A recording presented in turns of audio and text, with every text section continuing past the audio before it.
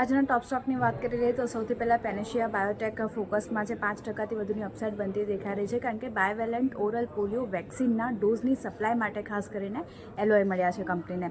બીજી બાજુ નાલ્કોમાં પણ પોઝિટિવિટી છે. ઓડિશામાં 2 કોલ બ્લોક માટે માઇનિંગ લીઝ ડીલ માટે અહીંયાથી કરાર કરવામાં આવે છે કંપનીએ, તેને કારણે એક ફોકસ નાલ્કો પર બનતું દેખાઈ રહ્યું છે. બીપીસીએલમાં પણ 1%થી વધુની તેજી છે, કારણ કે એનટીપીસીના 150 megawatt solar PV power project માટે L1 બીડર કંપની જાહેર થતી દેખાઈ રહી છે.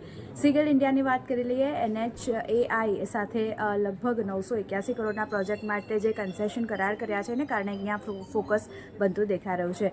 રાનકી ઇન્ફ્રાસ્ટ્રક્ચરમાં પણ એક પોઝિટિવિટી બનતી દેખાઈ રહી છે. હૈદરાબાદ મેટ્રોપોલિટન વોટર સપ્લાય અને સીવેજ બોર્ડ પાસેથી ખાસ કરીને કંપનીના ઓર્ડર મળતા દેખાઈ રહ્યા છે. અને છેલ્લે સેક્ટરની વાત કરી લઈએ તો આજે પ્રાઇવેટ સેક્ટર બેંક PSE અને ઇન્ફ્રામાં એક સારી તેજી સાથેનું કામકાજ જોવા મળતું દેખાઈ રહ્યું છે, જ્યારે રિયલ્ટી સેક્ટરમાં એક ઘટાડો બની રહ્યો છે.